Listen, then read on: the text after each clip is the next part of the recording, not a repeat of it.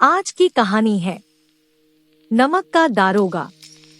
नमक का नया विभाग बनने के बाद नमक के व्यापार पर रोक लग गई। बावजूद इसके लोग चोरी छिपे इसका व्यापार कर रहे थे। नमक का व्यापार करने के लिए कई हथकंडे अपनाए गए। व्यापारियों ने कभी घूस देकर तो कभी अपनी चालाकियों से इस व्यापार को अंजाम दिया। इधर कुछ अधिकारी नमक विभाग में दारोगा पद के लिए लाइन में खड़े थे। यहाँ तक कि वकील भी इस विभाग को अपने कब्जे में लेने के लिए उत्सुक थे। यह बात उस वक्त की है जब लोग अंग्रेजी शिक्षा और ईसाई धर्म को एक ही समझते थे। इस दौरान फारसी का भी ज्यादा प्रभाव था। प्रेम कहानियां और श्रृंगार रस के काव्य पढ़कर फारसी लोग ऊंचे पद हासिल कर लेते थे। इधर मुंशी वंशीधर भी जुलेखा की विरहकथा से निकलकर सीरी और फरहाद की प्रेम कथा के सहारे काम ढूंढने निकल पड़े थे। वंशीधर के पिता एक अनुभवी इंसान थे, इसलिए उन्होंने वंशीधर को घर की बिगड़ती आर्थिक दशा के बारे में बताया। उन्होंने कहा, बेटियां जवान हो रही है और मैं अब कितने दिन का मेहमान हूँ, कुछ नहीं कहा जा सकता। अब तुम्हें ही इस घर का बोझ संभालना है। वंशीधर के पिता ने उन्हें समझाते हुए कहा, नौकरी कैसी भी हो कर लेना, बस यह देखना कि तनख्वाह कितनी मिल रही है। नौकरी ऐसी ढूंढना जिसमें ऊपरी कमाई हो, क्योंकि महीने की तनख्वाह से घर की जरूरतें पूरी नहीं हो सकती। ऊपरी आय भगवान का आशीर्वाद है, जिससे जिंदगी के हर शौक पूरे किए जा सकते हैं और इसी से बरकत भी होती है। वंशीधर के पिता ने उन्हें आगे समझाया, यह बहुत समझदारी का काम है। पहले लोगों को देखो, उनकी जरूरतों को समझे और फिर मौके की तलाश में जुट जाओ। इसके बाद जो ठीक लगे वो करो। यह याद रखना कि जरूरतमंद व्यक्ति के साथ सख्ती से पेश आने में ही फायदा है। वंशीधर बहुत होशियार और सज्जन पुरुष थे। वह पिता की सारी बातें सुनकर मंजिल की ओर बढ़ चले। समय का पहिया आगे बढ़ा और देखते ही देखते वंशीधर नमक के दारोगा बन गए। नमक विभाग में दारोगा की नौकरी पाकर वंशीधर बहुत खुश थे। वंशीधर की तरक्की देख पड़ोसियों को उनसे जलन होने लगी। वंशीधर को नमक विभाग में 6 महीने भी नहीं हुए थे कि विभाग के अधिकतर लोग उन पर आंख मूंदकर भरोसा करने लगे थे। उन्होंने अपने काम और अच्छे व्यवहार से आला अफसरों की नजरों में बड़ा सम्मान पा लिया था। विभाग के अफसर भी उन पर बहुत भरोसा करने लगे थे, जबकि कुछ अफसर वंशीधर से जलते भी थे। सर्दियों का मौसम शुरू हो चुका था। वंशीधर के दफ्तर से कुछ दूरी पर जमुना नदी बहती थी, जिस पर एक छोटा पुल बना हुआ था। रात का समय था। नमक के सिपाही और चौकीदार नशे में मस्त थे। नमक के दारोगा मुंशी वंशीधर भी दफ्तर में आराम कर रहे थे। उन्हें अचानक कुछ गाड़ियों और मल्लाहों की आवाजें सुनाई दी। आवाज सुनकर दारोगा जी नींद से जागे। दारोगा जी के मन में सवाल आया कि आखिर इतनी रात में गाड़ियां नदी के पार क्यों जा रही हैं? दारोगा जी ने अपनी वर्दी पहनी और तमंचा जेब में रखकर पुल पर जा पहुँचे। वहाँ उन्होंने देखा कि कई गाड़ियां एक कतार में पुल पार कर रही हैं। उन्होंने कड़क आवाज में पूछा, यह किसकी गाड़ियां हैं? दारोगा जी की दहाड़ सुनकर वहाँ थोड़ी देर के लिए सन्नाटा छा गया। उनमें से किसी एक ने दारोगा जी को बताया, ये पंडित अलोपीदीन की गाड़ियां हैं। दारोगा जी ने पूछा, अलोपीदीन कौन है? वहाँ मौजूद लोगों ने कहा, अलोपीदीन दातागंज के हैं। यह सुनकर दारोगा जी चौंक गए, क्योंकि पंडित अलोपीदीन इस इलाके के जाने माने जमींदार थे और वह रोजाना लाखों रुपए का लेन देन करते थे। इस इलाके में हर छोटे बड़े शख्स ने उनसे कर्ज लिया हुआ था। पंडित अलोपीदीन का बहुत बड़ा व्यापार था। उन दिनों अंग्रेज अफसर शिकार खेलने उनके इलाके में आते और अलोपीदीन उनकी खातिरदारी करते थे। दारोगाजी ने सामान ढो रहे मजदूरों से पूछा, ये गाड़ियाँ कहाँ जाएंगी? एक मजदूर ने जवाब, कानपुर। जब मुंशी ने पूछा कि इसमें क्या है, तो वहाँ एक बार फिर सन्नाटा पसर गया। यह देख मुंशी जी का शक बढ़ने लगा। फिर दारोगा जी ने जोर देकर पूछा, क्या तुम सब गूंगे हो गए हो? मैंने पूछा, इसमें क्या है? जब इस बार भी किसी ने कोई जवाब नहीं दिया तो मुंशी जी गाड़ी में लदे सामान को देखने चले गए। उन्होंने देखा कि गाड़ियां नमक से भरी हुई है। इस घटना की सूचना जैसे ही पंडित अलोपीदीन को मिली, वो लिहाफ ओढ़े दारोगा के पास खड़े हो गए और बोले, दारोगा साहब, ऐसा क्या अपराध हो गया हमसे कि गाड़ियों को आगे जाने नहीं दिया जा रहा है? दारोगा वंशीधर ने कहा, यह सरकारी आदेश है। इस पर पंडित अलोपीदीन बोले, आप ही हमारी सरकार है और हम किसी सरकार को नहीं जानते। यह तो आपका और हमारे घर का मामला है। हम कभी आपसे बाहर हो सकते हैं क्या?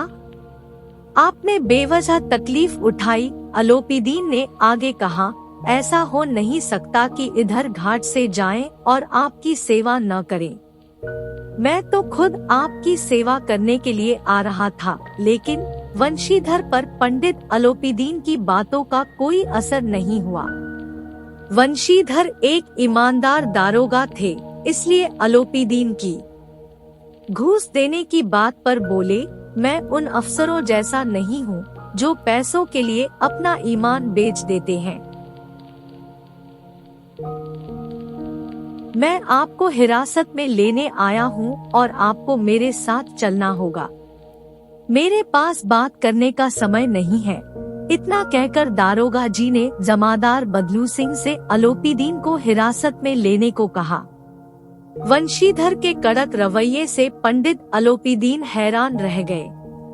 वहाँ मौजूद सभी लोगों में हलचल मच गई। बदलू सिंह आदेश पाकर अलोपीदीन को हिरासत में लेने गया, लेकिन उसकी हिम्मत न हुई कि वह उनका हाथ पकड़ ले। अलोपीदीन मन ही मन सोच रहे थे कि पहली बार कोई ऐसा अधिकारी देखा है जो पैसों के आगे झुका नहीं। साथ ही वह यह भी सोच रहे थे कि दारोगा जी अभी नौजवान है और माया के मोहजाल से दूर है। पंडित अलोपीदीन ने बड़ी विनम्रता के साथ कहा, बाबू साहब, ऐसा ना कीजिए। हम मिट जाएंगे, हमारी इज्जत मिट्टी में मिल जाएगी। हमारा अपमान करने से आपको क्या हासिल होगा? हम आपसे अलग नहीं हैं।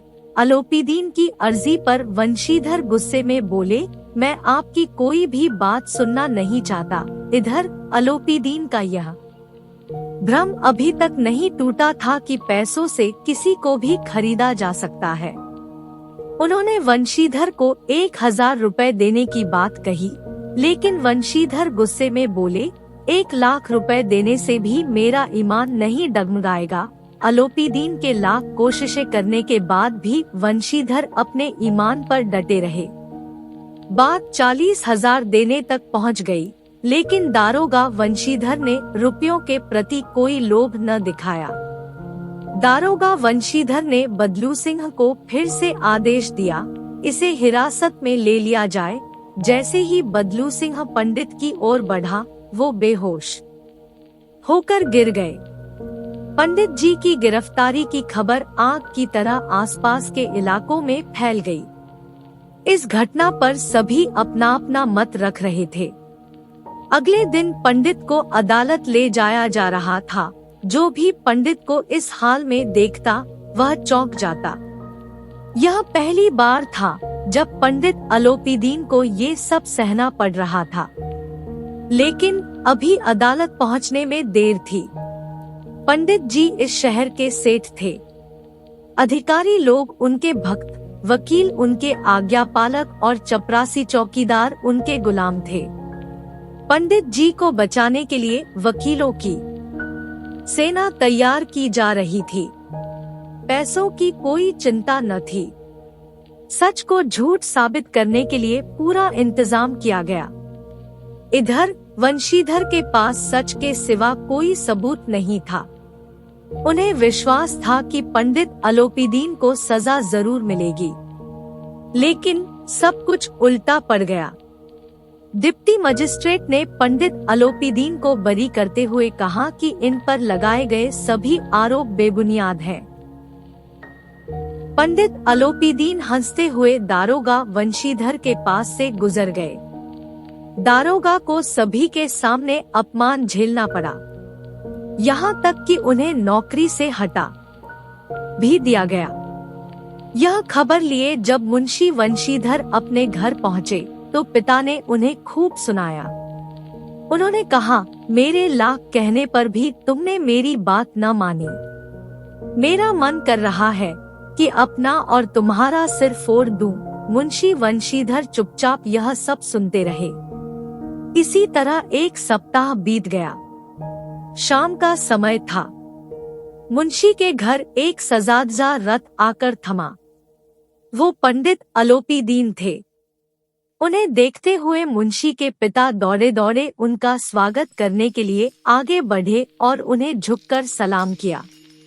उन्होंने पंडित जी से माफी मांगते हुए कहा, नालायक लड़का है, इससे अच्छा होता कि हमें भगवान निसंतान रखता। इस बात पर पंडित जी ने कहा, ऐसा मत कहो, धर्म पर चलने वाले लोग बहुत कम होते हैं।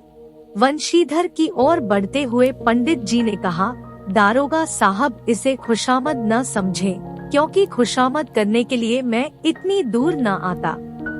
उस रात आपने मुझे हिरासत में लिया था, लेकिन आज मैं खुद अपनी इच्छा से आपकी हिरासत में आया हूँ।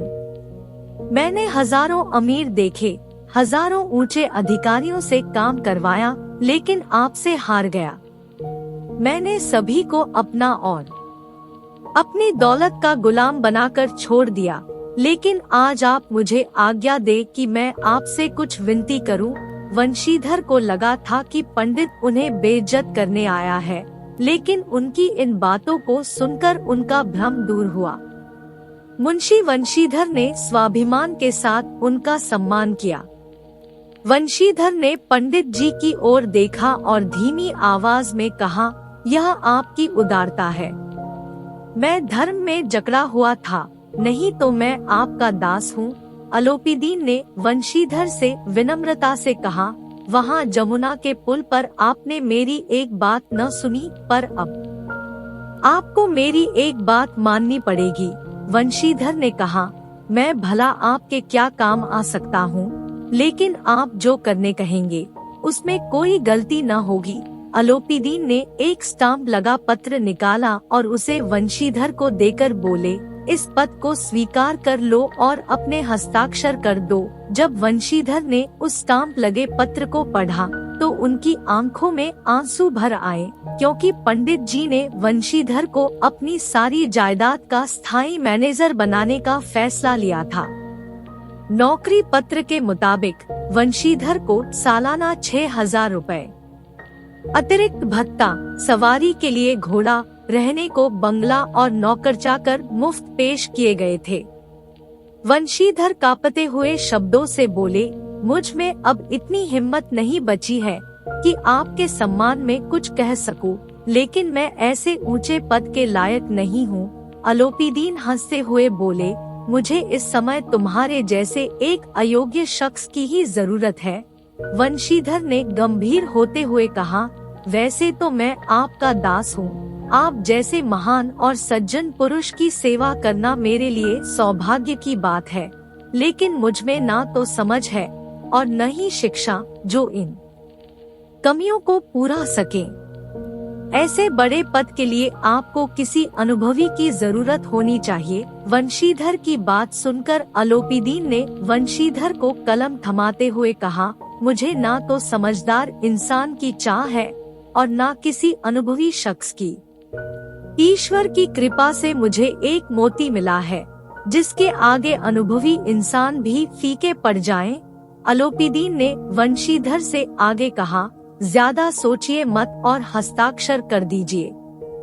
ईश्वर से यही प्रार्थना करता हूँ कि वह आपको नदी तट वाला रौबदार, ईमानदार, कठोर और धर्मनिष्ठ दारोगा बनाए रखे।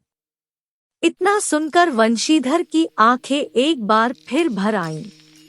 उन्होंने पंडित जी की ओर श्रद्धाभाव से देखा और नौकरी पत्र पर हस्ताक्षर कर दिए। यह देख अलोपीदीन ने मुंशी वंशीधर को अपने लगे से लगा लिया।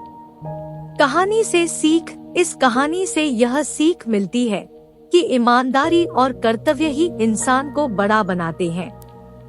ये वो दौलत है जिसे हर कोई पा नहीं सकता। Thank you for watching. Please like, subscribe and share.